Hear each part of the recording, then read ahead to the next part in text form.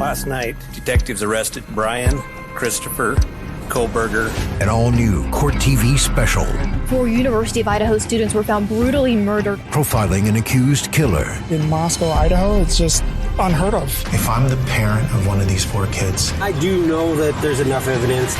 He is the boogeyman. He is the boogeyman. He is the boogeyman. Well, hello there. How is everyone? You amazing, beautiful, that's right, beautiful people. It's Monday, baby, and we are venturing into another week. A week closer to Christmas, when that ho-ho-ho fat man comes down the chimney and brings us all presents. If you haven't got a chimney, he'll use the front door, do not worry. And what else is it today? 13th of November. Which is exactly 1 year since the Boogeyman, apparently Bryan Kohberger entered into the house at 1122 Queen Road and brutally murdered 4 students while they slept. Potentially while they slept. Might have been awake using their phones and stuff. We're not 100% sure because not everything is as clear as you would expect it to be a year down the trot. And we're going to get into it. But first of all, I just want to say a big shout out to all the trolls who have quite eloquently put out that I cover the Idaho 4 case to stay relevant. That's like going to a window cleaner and saying you only clean windows to stay relevant in your field. Or indeed to a pub landlord and saying that you only serve beer to stay relevant in the liquor industry. You, my friend, are a fucking moron. Anyway, I digress. Something I do regularly. But Idaho 4, yeah, year on. We are 1 year on, exactly 1 year on. And it brings both sadness and frustration. Frustration as you would have hoped to have been further down the track, for more things to be clear, and at the moment they remain as clear as mud. Now, look, we wouldn't probably expect the whole thing to be over and done with by now, as other crimes have kind of shown us that these things do take time. They do take time, but I think there's a difference between not being concluded and seemingly still struggling to get out the gates. Now, what people need to do, people need to step back a bit, and they need to understand the difference between a media-pushed narrative and where the media are in things and where we really are in things. Because I think there's a huge disparity between what people think and what the actual facts are. And I've pointed this out frequently, regularly, and people still don't seem to quite get it. I will consistently ask people to put a comment down below. I'm asking you to do it again. Please do. Put it down below. But there's going to be some rules. And that is, I want you, if you are someone who is sold on the fact that Bryan Kohberger is indeed the boogeyman that we've just heard Court TV talk about, if he is indeed the boogeyman, then what leads you to believe that he is indeed the boogeyman? But the rules are, you cannot use information that was brought to you by the likes of News Nation, the aforementioned Court TV, any of the sort of legacy media, new up-and-coming media, anything like that. I want you to tell me, in terms of the court documentation and what has been brought out to you in that method, what has led you to believe, beyond a reasonable doubt, that Bryan Kohberger is indeed the boogeyman? And that he did do it. There is no need to look elsewhere. And in fact, you would press fast forward, slip straight to trial and finish and game over and shoot him against a wall. I'm interested. I truly are interested. Because I think what people do, they look at channels like mine, they perhaps look at channels like Jules, even JB Gunner, who have been supportive of the narrative of innocent until proven guilty, and just believe that we are supportive of Bryan Kohberger. We are potentially serial killer supporters, mass murderer supporters, and we're just pushing a narrative that is unpopular, but perhaps monetary beneficial to us. And that's not the case. We would potentially make a lot more money if we was following the likes of News Nation and perhaps further, I don't know, making their stories a little bit more exciting. You know, the way that you can tweak things, you can make things seem a little bit, you know, more exciting. Yeah, we'll stick with exciting. More exciting than what they truly are. You know, we could go into the stories of how Bryan Kohberger had stalked a work colleague and he had put cameras in her room and obviously watching her. But back then, he truly did cover his tracks because he never got caught. And they've obviously re-looked into it and haven't found anything. So we're talking about a very skilled person, aren't we? And let's not forget the person who he helped at her time of need, and he went to get the defibrillator, but he purposefully took his time to get back in the hope that she would be deceased by the time he got back to her. See, we can do all this ourselves, and that would sell. Bryan Kohberger has tried to kill before. The realism is this. There isn't a lot of information. There isn't a lot of information at all. And what channels like mine, you know, my mentality, my thought process when I do a video is to try and balance the scales.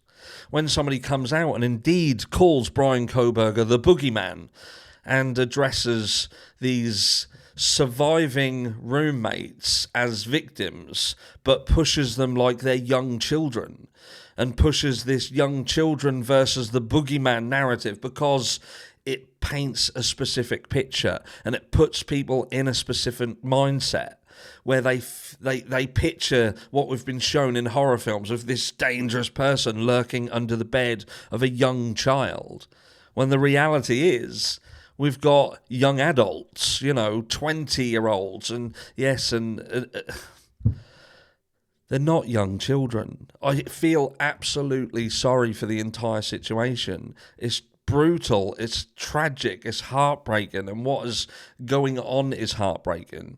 But because something is heartbreaking, it doesn't give legacy media and the like the right to push stories that paint people in horrendous lights, but then complain when it happens equally and evenly across the board.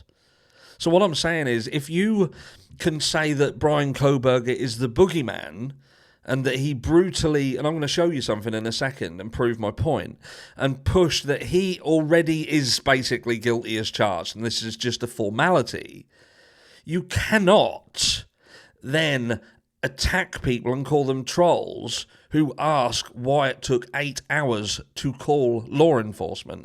And in fact, other people were called before law enforcement was called. You can't do that. Just to be fair, right, you can't.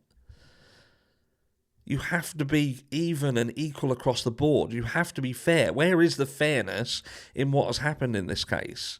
The 8-hour situation doesn't sit right. It doesn't. However people want to stick their head into their own buttholes, it doesn't sit right. Yes, there are definitely things that Bryan Kohberger has to explain, but just because he was driving around on that night, it doesn't make him guilty, unless they can prove beyond a reasonable doubt he was in the fucking house. The DNA situation, that is a shitstorm in itself. Unless you have took the time to watch the likes of Get a Clue and people who have researched this DNA situation, spend hours and hours and hours researching and reading and listening to specialists talk about it, then you have no right, you have no place to conclude that the DNA on that knife sheath was undisputedly not only Bryan's, but proves that he did this crime. You can't not do the time, come up with a conclusion and expect to be right. Does it need explaining? Yes. But the entire process needs to be explained because there's more holes than a colander. But we're a year on. We're a year down the road. And we still don't have a lot of answers. And we still have this situation where media, legacy media and such, are pushing things like this. So Bryan Kohberger's defence is going to jump on surviving Idaho roommate Dylan Mortensen at trial. jump on. Again, it's that mentality of pushing this image in people's minds. She's going to get jumped on. She's not. She's going to get asked. The defence are going to ask her questions. They're going to ask her questions most likely about what she saw.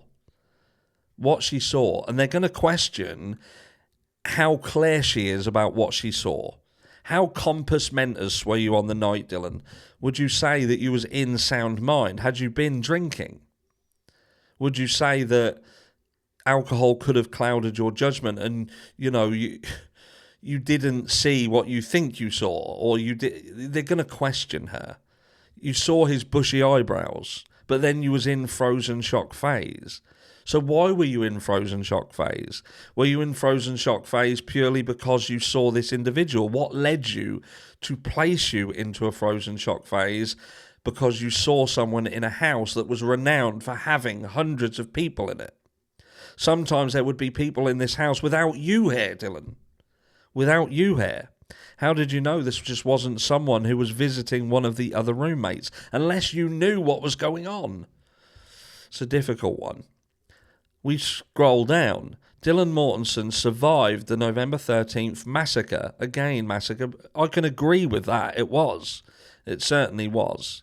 They left her friends, Madison Mogan, Kaylee Gonsalves, Anna Canodal, and her boyfriend, Ethan Chapin, dead. And you think to yourself, this is kind of friends for a start. There's different things online that does question whether they are all these best friends. It seems like these Dylan specifically didn't seem to have any friends in this area, hence why she's moved out and never come back, and now gone to another school. Another roommate, Bethany Funk, also survived the horror. But Court TV executive producer Ted Rowlands told the Post he believes Mortensen's testimony will be central to the trial, which kicks off later this month. I think Dylan is going to be big because the defence is going to jump on her, Rowlands 57 said Friday. If she was so scared and she locked her door and stayed in the room and was frozen like she told investigators, then why didn't someone call 911 for 12 hours?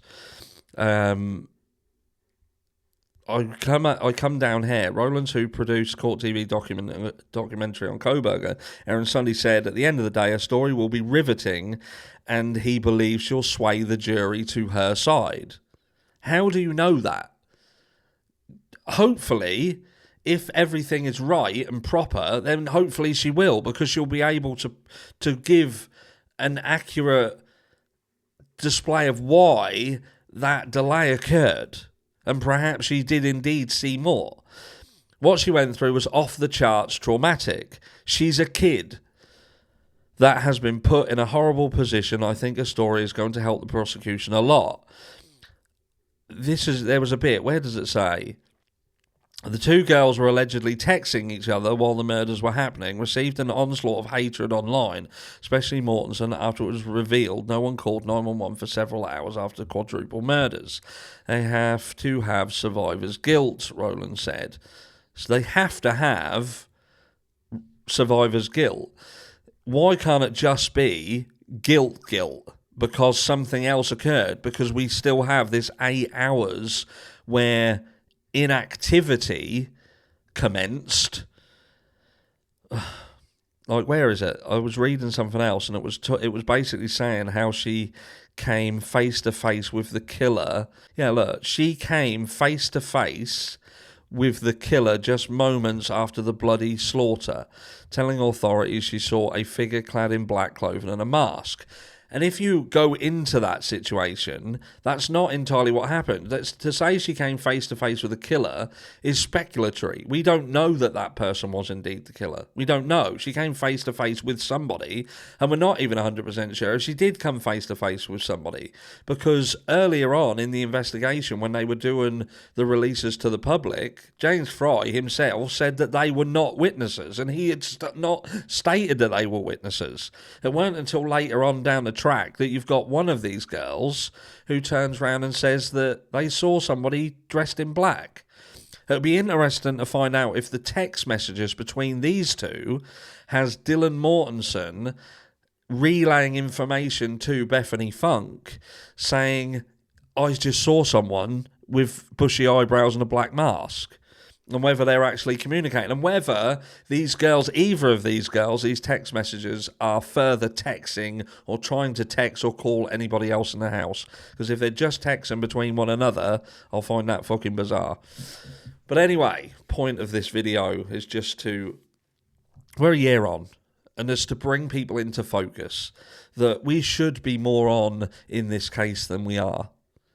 And you've almost got two paths here, and different people walking on these two paths. You've got these people here, which is a path that is paved by the likes of media, legacy media and such, and they are saying that we're further down the path. And this is just a matter of time. This is a formality. There's a monster who murdered some children, and we've got some other children who were survivors, and they saw stuff, and they're going to prove it. We've got DNA. We've got stuff that Bryan Kohberger did in the past. He was arrested for theft. He's a drug dealer, a drug hound. He was an incel. He was this, that, and the other, and this is the guy. He's a monster. He is the boogeyman. And then you've got this path, which is the path of the people who just look at the court documentation. They look at the court documentation and they look at the case fair and unbiased, and they look at everything. There is a third, because there's the rabbit hole one, which can take you off on a massive tangent, and I do feel that there's elements on this path that should in effect cross over onto perhaps this path, because there are stories on this path that hold value. Even if you feel that they are just avenues that should be looked into to make sure that they genuinely have no place on this path. Because again, unless Bryan Kohberger is indeed 100% guilty, and he 100% did it, and it is beyond a reasonable doubt, and there is more than what we are led to believe or can see that there is, then it could very well be that something upon this path of rabbit holes holds the real answers.